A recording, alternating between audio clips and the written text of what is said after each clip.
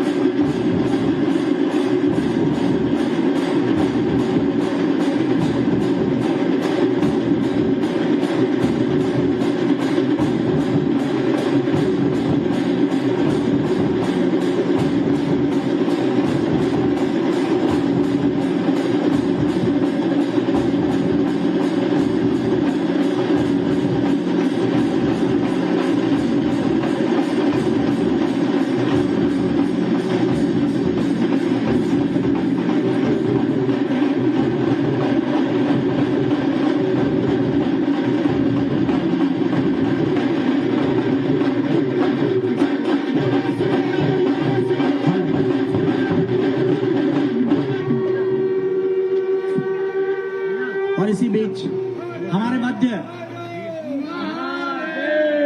केंद्रीय संस्कृति और पर्यटन मंत्री माननीय गजेंद्र सिंह शेखावत साहब का आगमन हो चुका है। साथ ही आगमन हो चुका है संस्कृति वत्सल और प्रदेश के यशस्वी मुख्यमंत्री हम सब के वरेण्य और आदरणीय माननीय डॉक्टर मोहन यादव जी का। एक बार जोरदार तालियां बजाकर अतिथियों का स्वागत करें। जय श्री महाकाल, जय श्री महाकाल।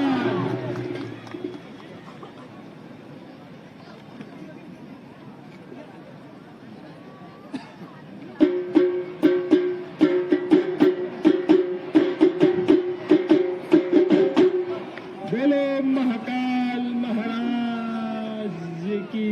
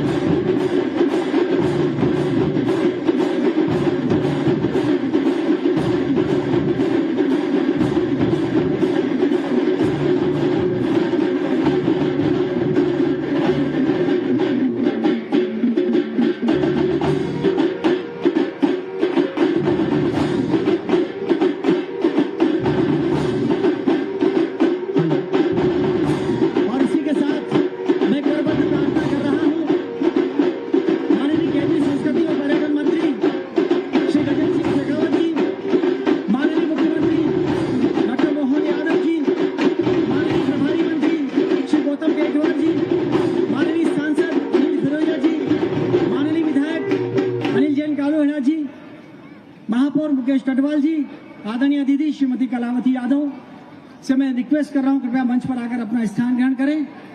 साथ ही आदरणीय संजय अग्रवाल जी कृपया मंच पर अपना स्थान ग्रहण करें।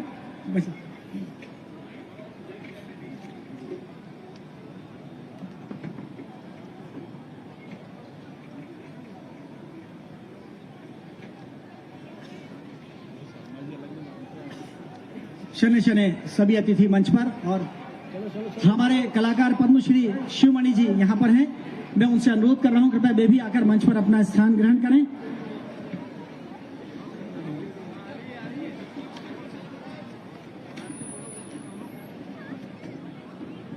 विक्रमोत्सव 2025 विक्रमादित्य, उनके युग, भारत उत्कर्ष, नव जागरण और भारत विद्या पर एकाग्र, सृष्टिकर्ता महादेव का महा उत्सव, षष्ठी आरंभ का दिवस और वर्ष प्रतिपदा का ये प्रथम चरण, जिसके आज उद्घाटन अवसर पर सम्मानीय अतिथि यहाँ पर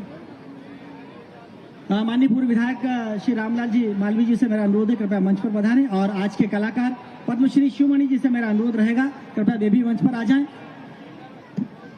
आज का श्री राजेंद्र भारती जी पूर्व विधायक, कृपया उनसे अनुरोध रहेगा मंच पर आकर स्थान ग्रहण करें। आदरणीय श्री रूप अमदानी जी से मेरा अनुरोध रहेगा कृपया मंच पर आ जाएं।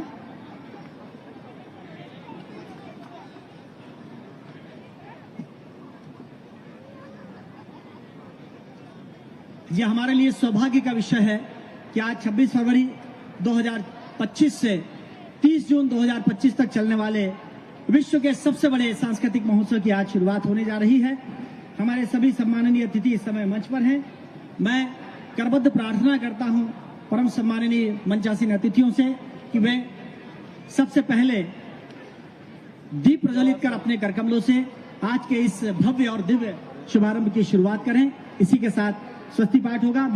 मेरी करबद्ध प्रार्थना होगी माननीय केंद्रीय पर्यटन मंत्री सम्मानीय श्री गजेंद्र सिंह शेखावत जी से, प्रदेश के यशस्वी मुख्यमंत्री माननीय डॉक्टर मोहन यादव जी से, पद्मश्री शिवमणि जी से, यहाँ पर मंच पर उपस्थित सभी अतिथियों से मेरी प्रार्थना है अपने करकमलों से दीप प्रज्वलित कर आज के इस आयोजन की विधिवत शुरुआत करें। स्वस्ति पाठ के लिए बटुकों से निवेदन।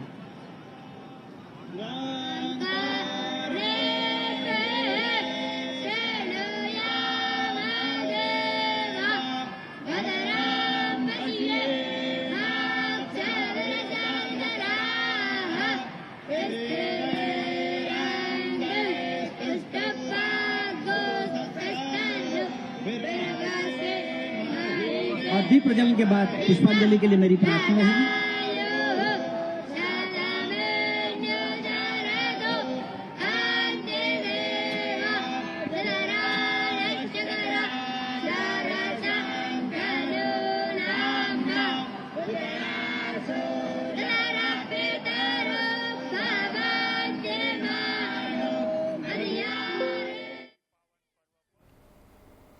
चलिए आपको मुख्यमंत्री डॉक्टर मोहन यादव के मुख्य आतिथ्य में दशहरा मैदान में उज्जैन में आयोजित विक्रमोत्सव 2025 के शुभारंभ की तस्वीरें दिखाते हैं। भारत का ज्ञान, भारत का विज्ञान और भारत का स्थापत्य, इन सबको देखने के आकर्षण से लोगों के आने का क्रम प्रारंभ हुआ था। और भारत की इस उत्कर्ष से डाह रखने वाले, ईर्ष्या रखने वाले लोगों ने जब भारत की सभ्यता और सनातन की संस्कृति पर पहले हमले करने प्रारंभ किए, तब उन हमलों का प्रतिकार करते हुए सनातन पर हमला करने वाले आक्रांताओं को परास्त करके जमींदोज करने का काम किसी ने शुरू किया था। वो परंपरा इस उज्जैन की धरती के सम्राट विक्रमादित्य ने की थी और उसी के बाद उन्होंने विक्रम संवत का प्रवर्तन किया। मैं अभिनंदन करना चाहता हूं डॉक्टर मोहन यादव जी का। ये जो भारत के गौरव का विषय विक्रम संवत का सूत्रपात है, ये भारत के गौरव से जुड़ा हुआ, भारत के गौरवमयी इतिहास से जुड़ा हुआ जो विषय है, उसको मध्य प्रदेश के शासन के कैलेंडर में अंकित करने का साहस मध्य जो है आदरणीय डॉक्टर मोहन यादव जी से अतिरिक्त और कोई नहीं कर सका। और मैं अभी मोहन जी से चर्चा कर रहा था, ये जो शुरुआत आपने की है, आने वाले समय में देश के हर प्रदेश में इस विषय को आगे बढ़ाया जाए, इसके लिए हमको संकल्पबद्ध होकर के काम करने की आवश्यकता है। आज भी देश में सम्राट विक्रमादित्य के शौर्य, सम्राट विक्रमादित्य के न्याय, सम्राट विक्रमादित्य के पराक्रम, उनके ज्ञान, उनके विज्ञान, उनके पुरातत्व, उनके साहित्य, उनके आध्यात्म, उनके खगोल शास्त्र, इन सब में किए गए महत्वपूर्ण कार्यों की चर्चा देश भर में होती है।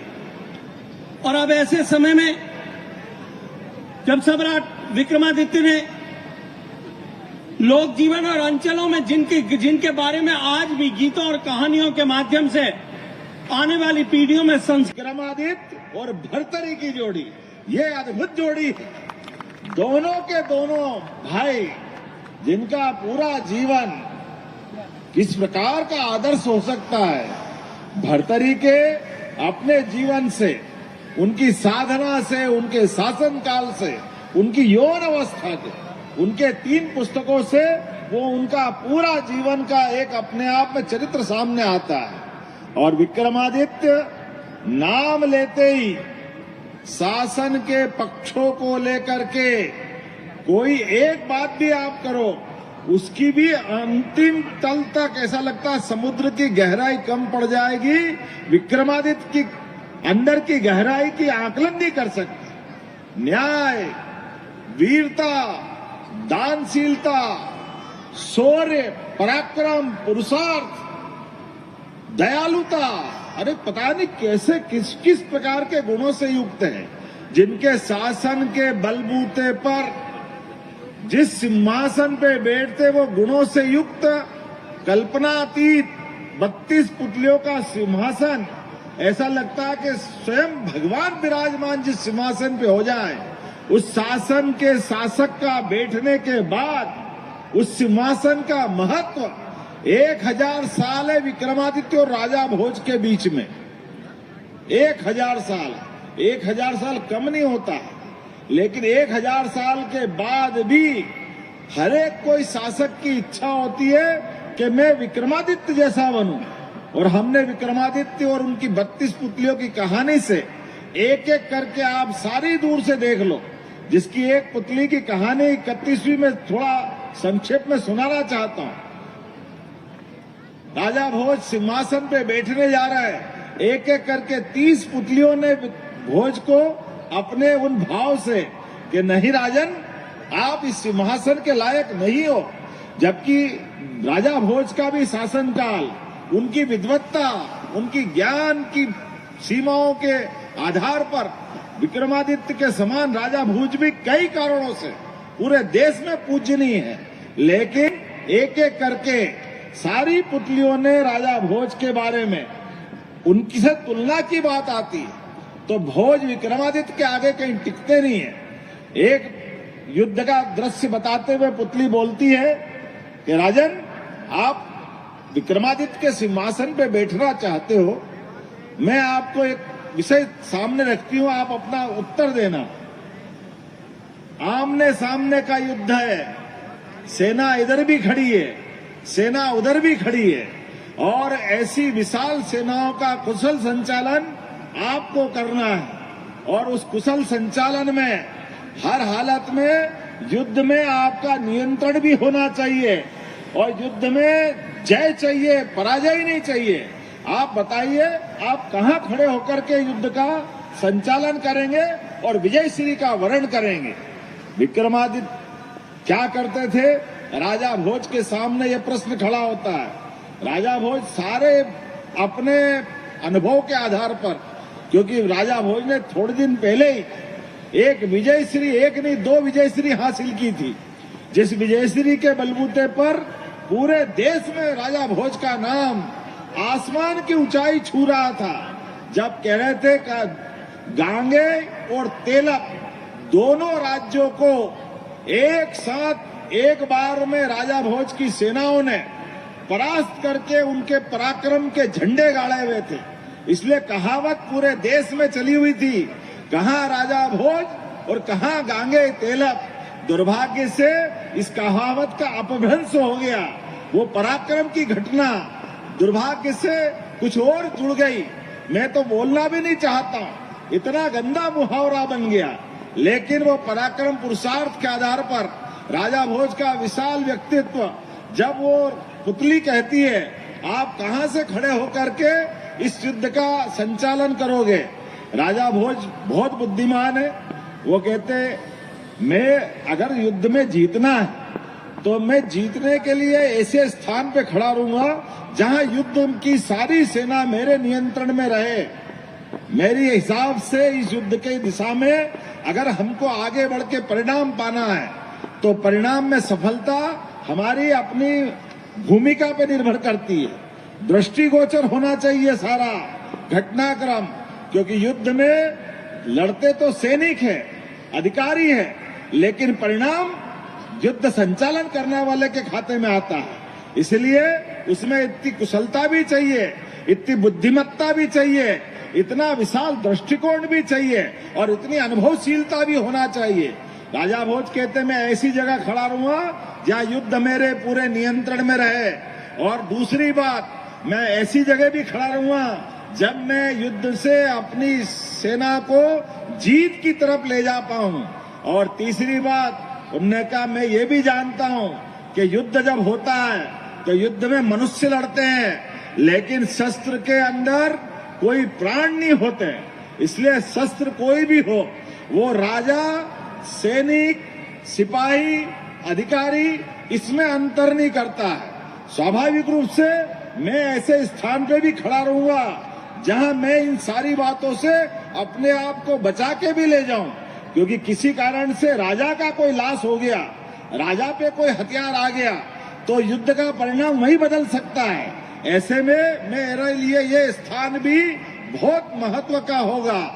जैसे ही ये राजा भोज ने बात कही, पुतली ने कहा बस फैसला हो गया, आप विक्रमादित्य का स्थान नहीं ले सकते। ये प्रश्न का उत्तर जैसे ही विक्रमादित्य के समान क्या सोचा होगा मालूम नहीं। पुतली से राजा भोज ने कहा मैं मान लेता हूं कि चलो मैं नहीं बैठूंगा, लेकिन मैं बताओ कि मैंने गलत क्या बोला। मैंने जितनी बातें रखी किसी युद्ध के जीतने के लिए, इससे अच्छी बात क्या होगी। पुतली ने कहा राजन आपने सारी बात तो कर दी, लेकिन एक बात आप भूल गए कि युद्ध के लिए आपने कहा कि शस्त्र कोई अंतर नहीं करेगा, ये आपने समझाने के लिए कहा है, लेकिन विक्रमादित्य और भोज में यही अंतर है, जो मौत से भी नहीं डरे वो विक्रम हो सकता है, ये राजा भोज नहीं हो सकता। मौत तो 7 ताले में भी बंद हो गए तो भी मौत आ जाएगी। इसका मतलब हथियार के कारण से भी क्यों ना हो, आपके हृदय के अंदर मौत की आहट आ रही है, आपको जो डर लग रहा है, ये डर आपको वीर विक्रमादित्य की श्रेणी में खड़ा नहीं करता है, ये आपको निडर नहीं बनाता है। जहां निडर है उसके आगे विक्रमादित्य है। आज के इस अवसर पर जब विक्रमोत्सव का शुभारंभ हो रहा है तो हमारे लिए शिवरात्रि का पर्व, विक्रम का सच्चे अर्थों में उनका नाम विक्रमादित्य नहीं है, उनका नाम है सहसांक। लेकिन जो विरुद्धार्थी क्रम को सुक्रम में बदल दे उसका नाम विक्रम, और आदित्य के समान, इसलिए वो विक्रमादित्य कहलाते हैं।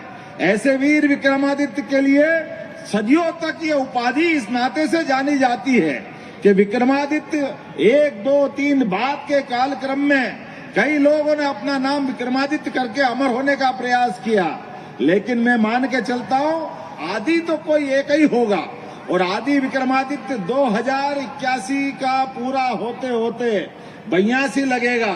इसलिए हमारी सरकार ने अब इस विक्रमादित्य का यहाँ से पौधा जो लगाया था, धीरे धीरे ये देश और देश की बाहर भी ले जाने का संकल्प कर रहे हैं। माननीय मंत्री भारत सरकार बैठे हैं। मैं बताना चाहूंगा, थोड़े दिन पहले लगभग हमारे लिए जब मैं शिक्षा मंत्री था तो विक्रमादित्य की गाथाओं को हमने हैदराबाद के मैदान पर भी विक्रमादित्य महानाट्य करके मंचन कराया था। अब ये अलग बात है, अलग अलग क्षेत्र की भाषा के हिसाब से विक्रमादित्य को वहां विक्रमादित्य भट्टी राजा करके बोलते हैं, अलग भाषा अलग क्षेत्र में थोड़े शब्दों के आधार पर, लेकिन विक्रमादित्य ऐसे नायक है जो एक भी देश का कोई ऐसा राज्य नहीं है जहां उसके बारे में कोई जानता नहीं हो। दुर्भाग्य के साथ बोलना पड़ेगा, लॉर्ड मेकाले की शिक्षा पद्धति ने हमारे इस गौरवशाली वीर पुरुष का शिक्षा क्रम से बाहर करने का प्रयास तो भले ही कर लिया, लेकिन लाखों करोड़ों लोगों के दिलों से वो बाहर नहीं कर पाए। हमें इस बात का गर्व और गौरव है।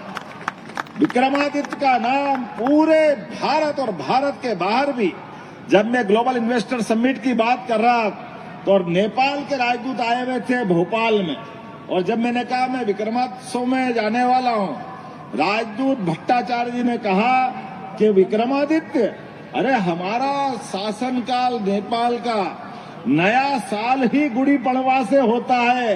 ये गर्व और गौरव का अवसर नेपाल आज भी उपलब्ध कराता है। पूरा वर्ष उनका गुड़ी पड़वा से चालू होता है। मैं मान के चलता हूं उनके उस भाव के आधार पर नेपाल से भी हमारा विक्रमोत्सव का संबंध भारत सरकार के माध्यम से जुड़े। मैं माननीय शेखावत जी से इस दिशा में भी काम करने की बात कहूंगा।